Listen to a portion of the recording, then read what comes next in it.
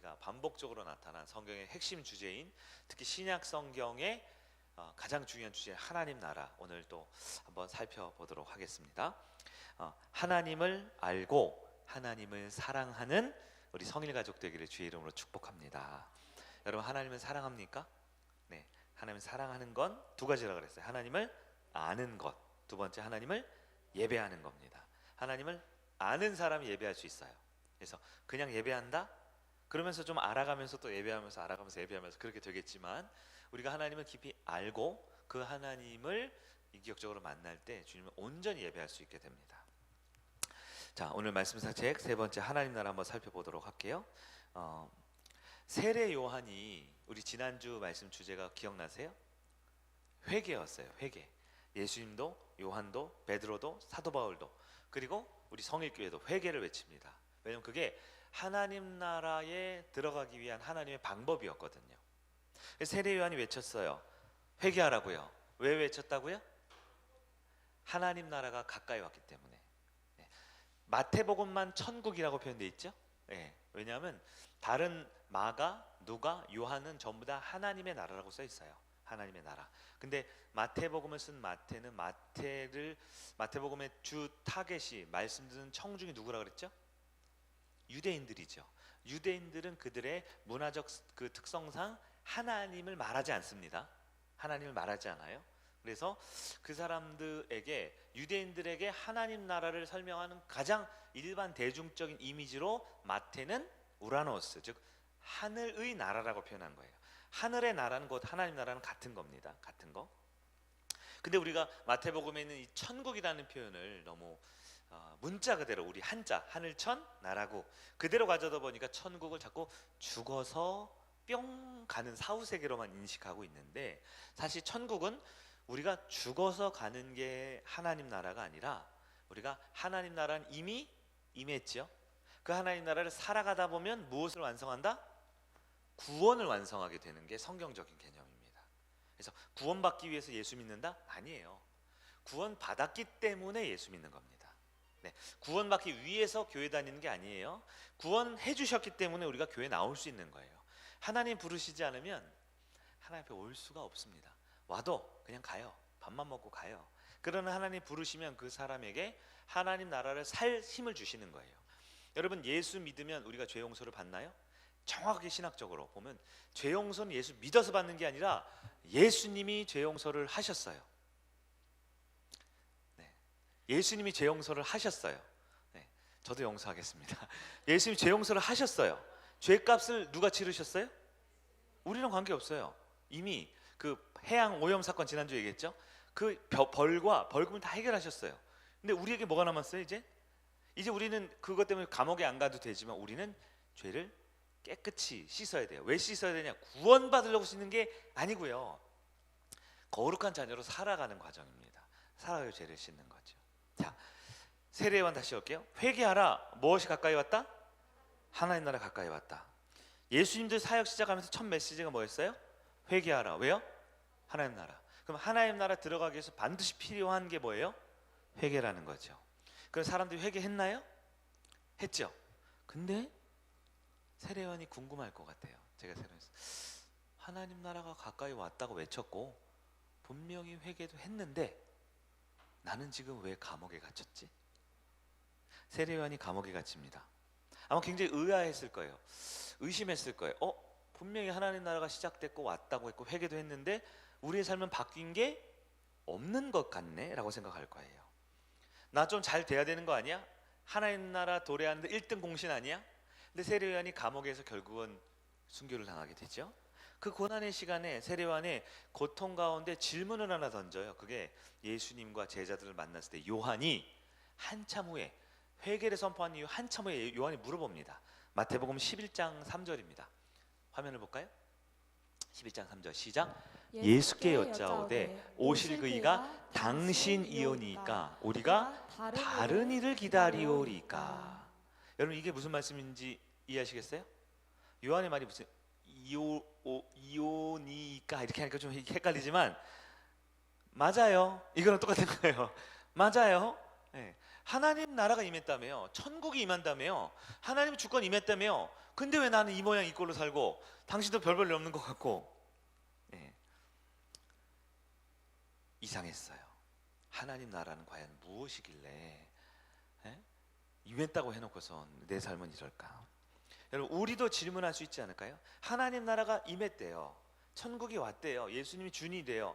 근데 하나님 나라 백성이고 나 살아가는데 내 삶은 그대로인 것 같네. 주식도 잘 안 오르고, 우리 자식도 뭐 이렇게 대학도 잘 척척 안 붙고. 저 큰 관점으로 저기 지구 반대편에 보면 유럽에 지금 전쟁 아직도 있나요? 러시아하고 우크라이나 전쟁이 아직도 있고, 우리나라는 또 강력 범죄가 굉장히 많고, 요즘 어제 뉴스를 보니까 지금 이제 코로나 이후로 회식이 다시 부활하면서 굉장히 그 술에 잔뜩 취한 강력 범죄자들이 많대요. 그리고 강력 범죄를 저지른 사람 99.9%가 내가 이런 일에 연루될 거라고 꿈에도 생각 못했대요. 그러니까 한 번, 두 번 하다 보면 걷잡을 수 없이 가는 거죠. 정치, 경제 뭐가 맞을지 모르지만 다 온 나라가 돈 있고 힘 있는 사람들이 썩어 있고 부패하지 않았습니까? 근데 예수님께서는 분명히 하나님 나라가 왔대요. 2000년 전에. 온 게 맞아요? 안 맞아요? 네, 그래서 예수님은 오늘 말씀 마태복음 13장, 우리가 비유장이라고 하는데 천국의 비유장인데요, 13장에 하나님 나라는 비밀이 있다라고 말해요. 13장 11절을 한번 볼까요? 13장 11절 시작. 대답하여 이르시되 천국의 비밀을 아는 것이 너희에게는 허락되었으나 그들에게는 아니 되었나니. 여기서 너희는 누굴까요? 교회를 말합니다. 공동체를 말합니다. 하나님의 나라의 비밀을 아는 것이 교회 공동체 가운데는 허락이 되었는데 그들에게는 안 되었다라고 말하고 있어요. 그러면 여러분에게는 하나님 나라의 비밀이 허락된 게 맞을까요? 네, 13장에 있는 세 가지 비유를 짧게 보면서 핵심적인 이유를 한번 보도록 하겠습니다. 첫 번째는 천국의 비유, 씨 뿌리는 비유가 나옵니다. 마태복음 13장 한번 3절 말씀을 한번 볼까요? 13장 3절입니다. 같이 한번 읽어보겠습니다. 시작. 예수께서 비유로 여러 가지를 그들에게 말씀하여 이르시되 씨를 뿌리는 자가 뿌리러 나가서, 씨를 뿌리는 자가 뿌리러 나가서, 이게 씨 뿌리는 비유죠. 여러분, 씨 뿌리는 비유 다 아세요? 네? 네 가지 밭에 씨 뿌려가지고 이렇게 했다라는 거잖아요. 이걸요 제가 고민을 했어요. 그래서 너무 익숙해, 씨 뿌리는 비유가. 너무 쉬운데 또 잘 못 알아듣는 것 같아요. 제가 아주 현대적으로 이해하기 쉬운 김 목사의 비유를 하나 알려드리겠습니다. 천국의 비유. 예, 저처럼 화끈한 사람이 좋아하는 폭탄의 비유를 드리겠습니다. 폭탄의 비유. 자, 어떤 나라가 있어요. 근데 저기 상대편 나라가 있습니다. 상대편 나라는 악한 나라예요. 악한 나라. 그 악한 나라에 우리가 미사일 폭탄을 쏠 거예요. 팍 버튼 누르면 미사일이 폭탄이 퓨 날아가서 폭탄을 쏩니다. 제가 실제로 포병 장교였거든요. 그래서 포탄을 쏘는 일을 했는데요. 자, 그 악한 나라에 어떤 건물이 있어요. 건물. 근데 이 건물이요, 첫 번째 건물이 나무로 지어졌어요. 나무로. 거기에 우리 폭탄이 땅 떨어지면 이 나무 건물이 어떻게 될까요? 완전 산산조각 나겠죠. 나무로 지었으니까. 근데 그 옆에 있는 어떤 건물은 강화 콘크리트와 엄청 강력한 철근이 들어가 있는 건물이에요. 거기 폭탄이 떨어지면 어떻게 될까요? 이 폭탄이요, 엄청 센 폭탄입니다. 엄청 센. 그래서 지금 미국에서 뭐 스텔스기 쏴가지고 뭐 김정은 북한 정권 쏘면 지하 뭐 200m 있는데도 정밀 타격해가지고 지하 땅굴에 푹 들어가서 폭파시키는 그런 거 있다 그러잖아요. 하여튼 제 폭탄은 굉장히 강력한 폭탄입니다. 나무집뿐만 아니라 강화 콘크리트 엄청 튼튼하게 지은 것도 다 먼지처럼 다 부숴버릴 수 있는 강력한 폭탄을 가지고 있어요. 그것이 나쁜 나라잖아요. 제가 폭탄을 쐈을까 안 쐈을까요? 엄청 많이 쐈습니다. 그래서 나무집이든 콘크리트 집이든 강화 철제든 다 부숴버렸어요. 재밌죠? 네, 김 목사의 폭탄의 비유였습니다. 비유를 해석해 드리겠습니다. 포탄이 뭘까요? 포탄은 하나님의 말씀입니다. 하나님의 말씀이 쏘면요, 저기 상대편에 있는 나무 건물이든 견고한 건물이든 뭘까요? 그건 세상의 악과 사탄의 세력이에요. 아무리 뿌리 깊은 악도, 아무리 견고한 악도, 아무리 오래된 악도 강력한 폭탄이 떨어지면 다 어떻게 돼요? 산산조각이 납니다. 이게 예수님이 말한 씨 뿌리는 비유와 비슷한 얘기예요. 네. 어떻게 제가 한 비유가 좀 더 낫지 않습니까?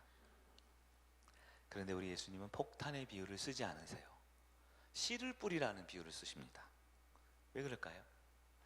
우리 예수님은 폭발적인 전쟁을 이기기 위해 이 땅에 오신 게 아니거든요. 씨를 통해 새로운 생명을 얻으려고 이 땅에 오셨거든요.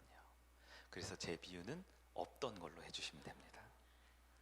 근데 저는 사실 좀 화가 났어요. 아니, 하나님이면 좀 강력한, 저같이 말씀 사역자인데 강력한 말씀에 그냥 기관총을 주는 레이저포를 쏘든 예배 시간에 조는 인간들은 일단 먼저 제거를 해버리고 집에 가서 자지 왜 여기서 자고 있어. 강력하게 그냥 폭탄을 터뜨려가지고 저 악한 것들을 죽이든 살리든 어떻게 좀 했으면 좋겠다 라고 저는 생각을 하는데, 우리 예수님 그러지 않는 것 같아요. 씨를 뿌리래요. 씨를 심으래요. 그리고 씨를 심으면 그 다음날 싹이 나잖아요. 그죠? 뭘 나요? 나기는 아주 오래 걸리는 일이거든요. 아주 오래 걸리는 일이에요. 제가 이 씨 뿌리는 이 비유를, 다시 천국 비유를 보면서 뭘 느꼈냐. 하나님 나라는 가장 중요한, 예수님이 하시고자 하는 말씀은 인내가 필요하다라는 말씀을 하고 싶어 하시는 것 같아요. 예수님은 씨 뿌린다는 비유를 통해서 뭐 대단한 볼거리가 있지 않았어요. 그 자리에 폭탄이 팍팍 터지고 이런 거 없었어요. 막 씨를 뿌렸더니 막 희열에 넘쳐서 너무 기쁘고 막 즐겁고 그런 거 없어요. 씨 뿌리면 힘만 들어요. 그 다음날 씨 뿌려도 그 다음날 아무 변화가 없어요. 그런데 천국 비유를 왜 씨 뿌리는 비유에 넣으셨냐? 하나님 나라의 복음은, 하나님 나라의 말씀은 심겨지면 반드시 열매를 맺지만 이것은 하나님이 때에 이루신다라는 걸 우리가 말해주고 있는 거예요. 왜냐하면 하나님의 나라지 김 목사의 나라가 아니거든요. 아마 김 목사의 나라였으면 뭐 폭탄이든 미사일이든 벌써 쐈을 것 같아요. 악한 것들은 다 없애버리고 착한 사람들은 다 보호해주고. 그러나 하나님의 나라는 저희 나라가 아니라 완전한 사랑의 나라입니다. 그래서 성도는 하나님 나라의 이 비유를 통해 씨를 뿌린다라는 어떠한 이 사건만 기억하는 것이 아니라 그 하나님 나라의 가장 고유한, 하나님이 주고자 하는 속성을 이해해야 돼요. 하나님 나라는 믿음으로 순종하는 겁니다. 내가 만들어내거나 내가 이기거나 내가 성취하는 게 하나님 나라가 아니라 하나님의 뜻에 순종하는 게 하나님 나라예요. 세례 요한이 감옥에 갇혀서 고통을 당합니다. 그리고 죽음이 가까울수록 궁금해집니다. 왜 예수는 씨를 뿌리고 있어? 폭탄을 좀 터뜨리지. 하나님 나라의 정복자로 와서 저 로마 군인들과 저 악한 헤롯들 다 없애버리고 하나님 나라를 딱 멋지게 세우지 왜 씨를 뿌리는 얘기를 하고 있나 생각했을 거예요. 우리가 신앙생활할 때 그런 마음이 들 때가 있지 않아요? 저는 조금 들 때가 있어요. 말씀의 씨를 뿌리고 믿음의 씨를 뿌리고 기도의 씨를 뿌리는데요, 포기하고 싶을 때가 있어요. 이거 아무것도 안 되는 거 아니야? 이 땅 죽은 거 아니야? 이 씨가 잘못된 거 아니야? 이거 아무리 해도 아무 열매 없는 거 아니야? 그런 생각 여러분은 안 드세요? 자식 키워본 분들은 경험 한 번씩 하지 않으셨을까요? 자식이 내 마음 같지 않고 내 뜻대로 안 될 때 어떻습니까? 그러나 주님은 악한 세상을 다 부셔버리기 위해 폭탄을 준비한 게 아니라 말씀의 씨앗을 준비하셨대요. 우리는 그 하나님의 방법을 신뢰할 수 있어야 됩니다. 두 번째 이미지는요, 천국을 회방하는 자가 있다는 거예요. 바로 원수와 가라지 얘기입니다. 마태복음 13장 24, 25절 한번 볼까요? 24, 25절 시작. 예수께서 그들을 앞에 또 비유를 들어 이르시되 천국은 좋은 씨를 제 밭에 뿌린 사람과 같으니 사람들이 잘 때 그 원수가 와서 곡식 가운데 가라지를 덧뿌리고 갔더니. 우리가 하나님 나라의 비밀, 왜 이런 거야 라고 이해할 수 없지만 분명히 써놨어요. 두 번째 비유입니다.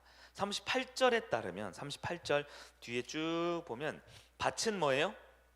밭은 세상이라고 되어 있어요. 좋은 씨는 천국의 아들들, 가라지는 악한 자의 아들들, 이렇게 써 있어요. 예수님이 알려주셨습니다. 쉽게 말해 하나님께서 이 세상 가운데 자기 백성들을 직접 심으신대요. 하나님 나라의 백성을 직접 심으신대요. 그런데 그날 밤에 원수가 와서 뭐도 같이 심어요? 가라지도 심는데요. 우리가 살아가는 이 세상에는 농부가 몇 명이에요? 2명 있다는 거예요. 하나님이 하나님의 백성을 살게 하지만 악한 마귀도 자기의 자식들을 가라지를 심는데요. 씨앗도 두 종류죠. 씨도 하나님 나라의 열매가 있고요, 세상 악한 것의 열매가 있다라는 거예요.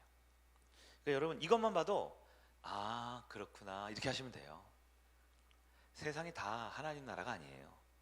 우리 주변에 있는 사람은 다 하나님이 구원한 하나님의 자녀들이 아니에요.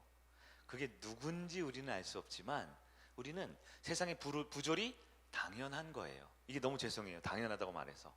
사건, 사고, 악함 당연합니다. 왜냐하면 악한 마귀 원수도 분명히 씨를 뿌리고 가라지가 분명히 있기 때문이다라고 말하죠.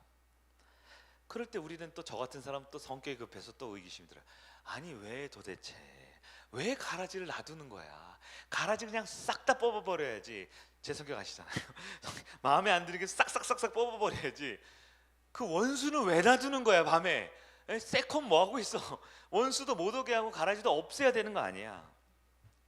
근데 우리 주님은 이유가 있대요. 가라지가 거기 심겨진 목적이 있대요. 그리고 반드시 마지막 때 가라지는 한꺼번에 불태워버린다라고 말씀합니다. 어떻게 그걸 제가 이해할까 고민을 해봤어요.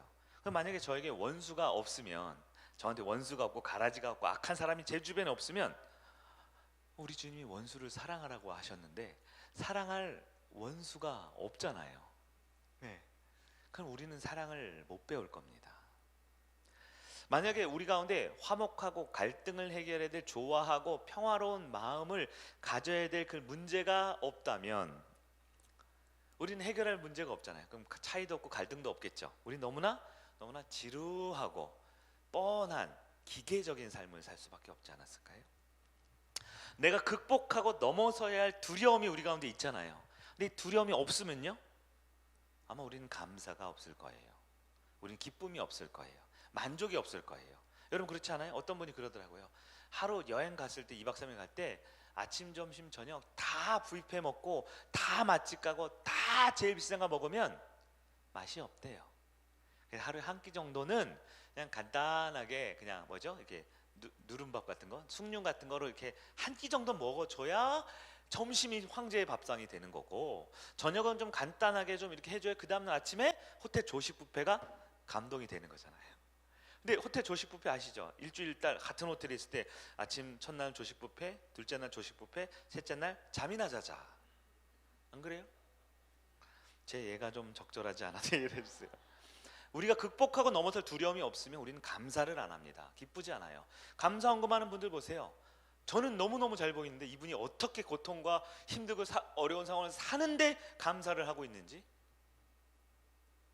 네? 감사하는 분들은요, 진짜 남들이 보기에 진짜 대박 인생이어서 감사하지 않아요. 네. 진짜 고통스러운데 어떤 분 지옥 같은데 그때 감사를 하는 분들이 있어요. 그게 우리 주님 기뻐하신 진짜 믿음이죠. 눈물로 기도할 일이 없으면요, 하나님을 찾겠습니까? 눈물로 기도하고 하나님께 부르짖어 기도하는 금요 심야 예배, 전 기도 제목이 없는데요, 너무 평안한데요, 그런 사람은 아마 안 오실 거예요.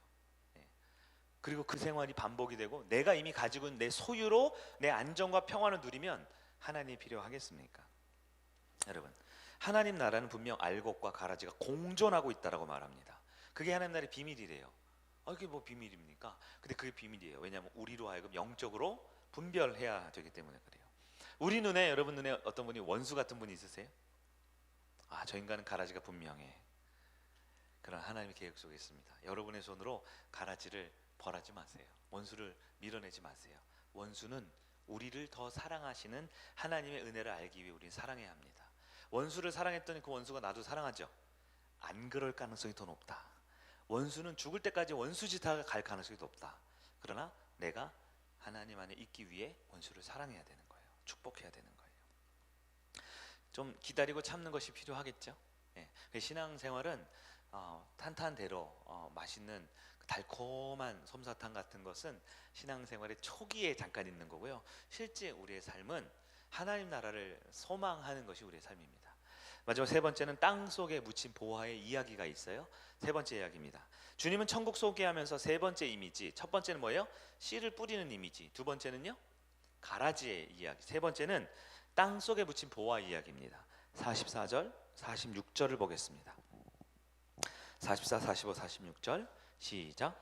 천국은 마치 밭에 감추인 보화와 같으니 사람이 이를 발견한 후 숨겨두고 기뻐하며 돌아가서 자기의 소유를 다 팔아 그 밭을 사느니라. 또 천국은 마치 좋은 진주를 구하는 장사와 같으니 극히 값진 진주 하나를 발견하매 가서 자기의 소유를 다 팔아 그 진주를 사느니라. 두 가지가 있어요. 하나는 뭔가를 발견했고요. 두 번째는 다 팔아서 샀다라는 거예요. 다 팔아. 여기서 여러분 다 팔았다라는 걸 뭘 말하는 줄 아세요? 굉장히 부정적인 어휘예요. 다 팔았다는 건 파산을 의미합니다. 내가 뭔가를 해결하기 위해서 다 판 거예요. 맞죠? 뭔가 내가 뭘 하기 위해서 내 가진 걸 싹 다 내놔야 되는, 이걸 파산이죠. 근데 천국은 파산하는 사람의 것이라고 말해요. 그래서 파산해야 돼요. 내 모든 소유권과 내 주권을 다 내려놓는 게, 명의 이전하는 게 천국 백성의 모습이다라는 거예요. 어떤 밭을 이렇게 갈고 있는데요, 묻혀진 보물이 있어요. 보물이 묻혀져 있어요. 이 묻혀진 보물과 대조되는 이미지는 뭐 있을까요? 대조되는 이미지, 박물관에 멋있게 전시되어 있는 보물이 있어요. 전시되어 있는 보물. 전시되어 있는 보물이 아니라 흙더미 속에 묻혀 있는 것이 하나님 나라라는 거예요. 이 경주 박물관에 전에 저희 아이들과 한번 간 적이 있었는데요, 신라 왕들의 왕관과 목도리, 신발 전부 다 뭘로 되어 있을까요? 금으로 되어 있는 걸 다 전시해 놨더라고요. 전시해 놨더라고요. 그럼 그건 누구 거예요? 다 국보, 보물, 지방 문화재, 우리 거 아니에요. 근데 만약에 여러분이 정보에 그 서라벌 땅 어디 번지 어디에 아직 출토되지 않은 금덩어리가 있다는 정보를 딱 들었어요. 그럼 여러분은 경주 박물관에 가시겠어요? 그 밭에 가시겠어요? 뭐 대답하기 귀찮으면 하지 마세요. 제가 갈 거니까요. 하나님 나라는 가장 귀중한 보물입니다. 왜냐하면 하나님이 주인 됐기 때문에 그것이 바로 에덴, 곧 천국을 말해요. 근데 그것이요, 드러난 전시된 곳에 있지 않고요, 감춰진 곳에 있대요. 감춰진 곳에. 여러분, 근데 그렇다고 없는 게 아닙니다. 없으면 우리는 지금 헛발질하고 있는 거예요. 신앙생활의 이름으로 그냥 종교적인 그런 광신 집단의 이상한 모임을 하고 있는 거예요. 이 오후 시간에 빨리 집에 가서 잠이나 자야지, 내일 출근해야 되는데. 근데 왜 와서 우리는 말씀을 듣고 있습니까? 이 안에 보물이 있는 게 맞습니까? 진짜 보물이 있는 거 맞아요? 그러면 이걸 전시하면 안 되겠죠. 전시하면 벌써 힘 있는 사람, 정치 권력 있는 사람 다 타이틀 매겨가지고 국보, 보물 해서 유리관 안에 집어넣어 버려요. 그림의 떡이 됩니다. 그러나 천국은, 하나님 나라는 땅속에 감춰진 보물인데 우리한테 그 보물이 있는 걸 알려주셨다, 안 알려주셨다? 우리가 발견했어요. 발견했기 때문에 이전인 거죠. 그러면 여러분, 만일 여러분이 일하는 그 현장의 밭에 어마어마한 보물이 감춰져 있다면 그 무엇을 희생해서라도 그것을 가져야 되지 않겠습니까? 네? 너무 세속적인가요? 이건 제게 아닙니다. 우리 어제 금요일날 또 얘기했잖아요. 주식 10배 오르고 아파트 청약되고 전도사님이 하는 성탄절 캠프 그 행사 때 1등 당첨, 외식 상품권, 아웃백 스테이크하우스, 토마호크, 그 맞아요? 상품? 그 딱 걸렸는데 이것은 내 것이 아닙니다. 내가 아무것도 안 했거든요. 이것은 주인이 누군지 모릅니다. 하고 이렇게 내놓으시겠어요? 아니면 주머니 쓱 넣으시겠어요? 누구 거예요? 믿음대로 됩니다. 무엇을 희생해서라도 여러분 하나님 나라를 가지시기 바랍니다. 하나님이 가지라고 했어요. 주셨어요. 뭘 우물쭈물합니까? 무엇 때문에 그 하나님 나라가 우리에게 주어졌는데, 전시관에 있는 전시품이 아니라 우리에게 주어졌는데 뭘 아직도 주저하고 아직도 계산하고 아직도 이게 맞아 안 맞아 따지고 있습니까? 여전히 내 손에 완벽히 주어진 건 아니에요. 그러나 분명 그 하나님 나라를 소망하고 소유하기를 원하면 누구든지 그 하나님 나라에 들어올 수 있고 살 수 있다라고 약속하셨습니다. 말씀을 한번 정리해 볼게요. 오늘 세 가지 하나님 나라의 비밀에 대해서 말합니다. 서로는 이거였죠. 여전히 하나님 나라를 산다고 누린다고 하는데 안 사라지는 것 같고 뭐가 재미없는 것 같고 변화가 없는 것 같다. 그래서 하나님 나라는 비밀입니다. 첫째, 하나님 나라는 말씀이 심겨져서 반드시 열매를 맺는데요. 열매를 맺고 있습니까? 여러분의 삶에 열매가 맺어지면 여러분 하나님 나라의 열매를 지금 벌써 누리는 거죠. 여러분, 하나님 나라 천국의 복은 이 땅에서 누릴 수 있을까요? 이 땅에 누릴 수 있습니다.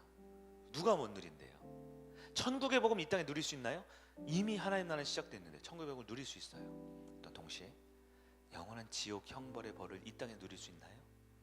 벌써 지옥을 사는 사람들이 있습니다. 진짜 지옥이에요. 집은 넓어지고 차는 좋아지고 같이 만나는 사람 더 화려해지지만 노예로 살아가는 사람들이 있어요. 벌써부터 영원한 형벌 가운데 살아가는 사람들도 있죠. 천국은 원수와 가라지가 분명히 있다고 합니다. 없으면 좋겠는데, 근데 우리 하나님께서는 진짜 알곡을, 진짜 구원받은 하나님의 천국 백성을 더 정금과 같이 아름답고 정결케 하기 위해서 그 가라지 그리고 원수를 놔두신대요. 중요한 거, 원수는 우리를 죽일 수 없습니다. 가라지는 우리를 이길 수 없습니다. 지금 조금 느려 보이고 지금 조금 더뎌 보여도 절대 가라지와 원수는 하나님의 알곡을 이길 수 없습니다. 알곡이 열매 맺는 거예요. 알곡이 가라지가 되나요? 그러지 않아요. 가라지가 알곡 되나요? 그러지가 않아요. 다만 우리는 모르는 거죠. 원수와 알곡을 두려워하거나 밀어내거나 미워하지 마세요. 여전히 있을 거예요. 죽을 때까지 있을 거예요. 천국 직전까지도 있을 거예요. 네가 그럴 줄 몰랐어. 그럴 줄 몰라요. 여러분, 그건 두려워하고 주저하지 마세요. 있습니다. 내가 그 원수를 만날 때, 가라지를 만날 때 더 하나님을 바라볼 수 있어야 돼요. 더 감사할 수 있어야 돼요. 더 기뻐할 수 있어야 돼요. 세 번째가 땅속에 묻혔다 그랬죠? 사실 거예요, 안 사실 거예요? 근데 그냥 못 사죠. 여러분이 삼성 회장 아들이 아닌 이상 그 땅을 살려면 여러분이 가진 것을 내놓아야 돼요. 영적으로 파산해야 합니다.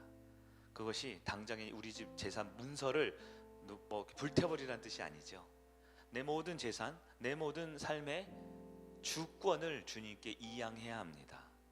천국을 소유하기 위해, 그 밭을 사기 위해 내 영혼과 내 믿음과 내 관계와 내 삶을 하나님께 이양할 수 있는 여러분 되길 바라요. 그럴 때 하나님은 그 나라를 살게 하십니다. 우리가 꽤 오랫동안 봐야 될 천국의 비유를 13장 비유의 장으로 정리를 해봤어요. 하나님 나라는 이미 왔습니다. 네, 혹시 여러분 하나님 나라에 아직 거의 크리스천으로 살아갑니까? 결단하세요. 오늘 구원파는 아니지만 오늘 예수 믿기로 결단하세요. 예수님이 나의 주인으로 결단하세요. 결론적으로 드리고 싶은 말은 이거예요. 혹시 여러분 가장 소중한 누군가가 이 하나님 나라를 소유하지 못하고 있다면, 하나님 나라에 들어가지 못했다면 그에게도 정신 차리고 네가 지금 다 팔아서 빨리 그 땅을 살아라고 말해줘야 되지 않을까요? 말해줘야 되지 않을까요? 그냥 나 혼자 비밀로 그 땅 나 혼자만 가질 거예요? 하나님의 나라는 가장 크고 완전합니다. 우리 모두가 들어가고 전 세계 인구 다 들어가도 남아 돌아요. 땅에. 여러분, 그 땅에 여러분 소중한 분들 초청했으면 좋겠어요. 우리가 성탄 25일 날 우리 가족 찬양 대회도 하고 성탄 공연을 하는데요. 우리 가장 중요한 비전은 영혼을 살리는 겁니다. 교회는 말씀을 전하는, 설교를 잘하는 거, 그게 비전이 아니잖아요. 이 자리에 한 번 더 앉아 있는 거, 그거 비전 아니잖아요. 천국에 우리 사랑하는 가족들 들어와야겠죠. 네. 천국 근처에 서성 있는 사람들 많죠. 서성 있는 사람들. 오늘 오전에 들어야 될 말씀은 진짜 중요한 말씀이 많잖아요. 네. 많이 들은 분들은 뭐 당연한 얘기를 또 하시 이랬을 수도 있고, 네. 내가 타락한 줄 모르는 수많은 사람들이 있어요. 이력서에는 기독교라고 적겠죠. 어디 가면 나 교회 다닌다고 말하겠죠. 근데 다윗도 아마 그랬을걸요. 자기가 하나님 믿는 줄 알았을걸요. 근데 1년 4개월 동안 16개월 동안 그 사무엘상 27, 28, 29, 30 하나님의 사람 다윗이요, 기도 한 번 안 했어요. 성경 한 장 안 읽었어요. 예배 한 번 안 드렸어요. 주님께 드려진 제사 예물 한 번 안 드렸어요. 다 자기를 위해서, 자기 처자식을 위해서, 예? 시글락 땅을 얻어서 잘 먹고 잘 사는. 근데 우리 하나님이 가만둡니까? 하나님의 매가 세상의 상보다 훨씬 더 값지고 아름답습니다. 이 시간 한 영혼을 위해서 좀 기도했으면 좋겠어요. 우리 반주를 너무 길게 해서 죄송해요. 기도할 때 한 사람만 생각해 봅시다. 하나님, 지금 내가 하나님 나라, 나를 들어오게 하셨는데 그 나라에 꼭 들어야 될 사람이 있어요. 아직도 우리가 세상에 보이는 이 멋져 보이고 화려해 보이고 대단해 보이는 것들에 그 사람 뭐 나중에 예수 잘 믿겠지, 뭐 아유 지금 뭐 직장 얻는 게 중요하지, 뭐 지금 뭐 그냥 뭐 사업 잘 되는 게 더 중요하지. 하나님 나라는 그렇게 아무나 들어오는 것이 아닙니다. 여러분이 알려주셔야 돼요. 여러분 가진 거 다 팔아서 하나님 나라에 들어오라고요. 그 한 영혼을 위해서 우리 한 2분 정도만 오늘은 좀 깊이 묵상하며 기도할까요? 크게 소리 내는 것보다 깊이 묵상하면서 제가 말씀 드릴 때까지 한 영혼을 생각하면서 함께 기도하기를 원합니다.